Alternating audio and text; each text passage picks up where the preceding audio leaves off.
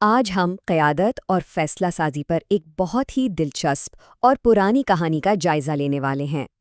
اور کہانی کا آغاز ہوتا ہے ایک بہت ہی اہم سوال سے کہ بھائی جب ایک لیڈر کو ایک سخت الٹیمیٹم ملے تو اس کا دانشمندانہ جواب آخر کیا ہونا چاہیے؟ تو ہماری ایک کہانی گھومتی ہے سبا کی ملکہ بلقیس اور ان کے سامنے آنے والی ایک بہت بڑی آزمائش کی گرد۔ یہ بات ہے قدیم یمن کی، جہاں سبا کی ملکہ بلقیس ایک بڑی اور خوشحال سلطنت پر حکومت کرتی تھیں۔ ان کی ذہانت اور سمجھداری کی شہرت دور دور تک تھی۔ پھر ایک دن ایک بالکل غیر معمولی واقعہ ہوا۔ ایک پراسرار اور شاہی خط ان تک پہنچا، لیکن جس طریقے سے اسے لایا گیا وہ اتنا عجیب تھا کہ کسی بھی بادشاہ کے لیے حیران کن تھا، اور اس سے معاملے کی سنگینی کا اندازہ فوراً ہو گیا۔ وہ خط تھا پیغمبر خدا حضرت سلیمان کی طرف سے، اور اس کا پیغام بالکل صاف اور دو ٹوک تھا۔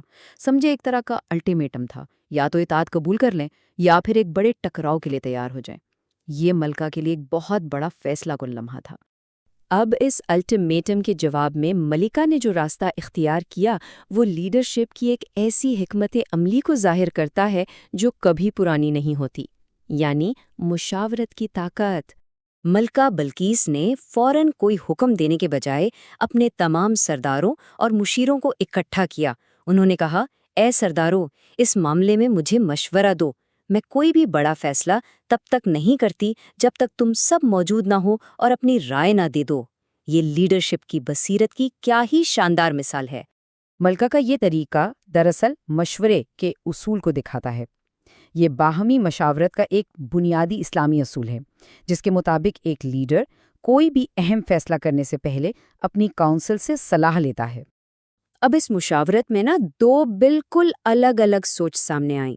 ایک طرف تو مشیر تھے جنہوں نے اپنی فوجی طاقت پر بھروسہ کرتے ہوئے کہا، ہم بڑی قوت والے ہیں اور سخت جنگجو ہیں۔ لیکن دوسری طرف ملکہ تھی جنہوں نے معاملے کو زیادہ گہرائی اور دوراندیشی سے دیکھا۔ وہ جانتی تھی کہ جنگ کے نتائج کتنے تباہ کن ہو سکتے ہیں اور جیتنے والا بادشاہ کیسے بستیوں کو برباد کر دیتے ہیں۔ تو اسی مشاورت کے نتیجے میں ملکہ نے طاقت کے استعمال کی جگہ سفارت کاری کو چنا۔ انہوں نے فیصلہ کیا کہ پہلے حضرت سلیمان کے کردار اور نیت کو پرکھا جائے، یہ دیکھا جائے کہ وہ کوئی دنیاوی بادشاہ ہیں یا اللہ کے نبی۔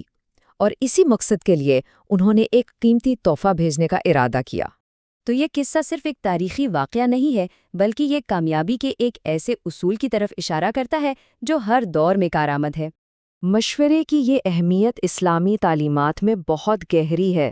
قرآن، حدیث اور خود پیغمبر اسلام صلی اللہ علیہ وآلہ وسلم کے عمل سے اس کی اہمیت بالکل واضح ہے، اور یہ صدیوں سے ایک رہنما اصول کی طرح چلا آ رہا ہے۔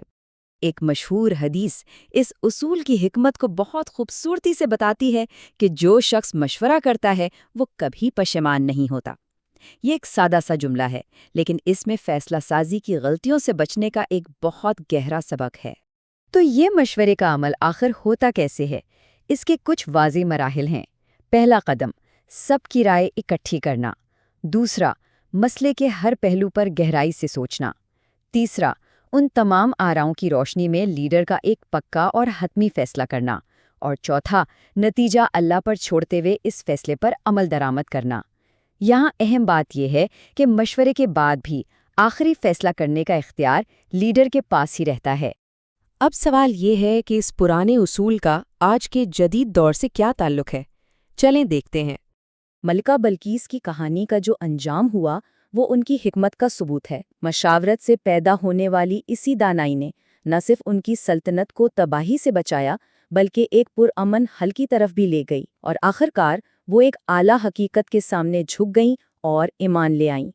تو اس سب کا نچوڑ کیا ہے؟ یہی کہ لیڈرشپ میں اصل طاقت صرف حکم دینے کا نام نہیں ہے، بلکہ اصل طاقت اس حکمت میں ہے کہ کوئی بھی آخری قدم اٹھانے سے پہلے مختلف لوگوں سے مشورہ لے کر بہترین راستہ نکالا جائے۔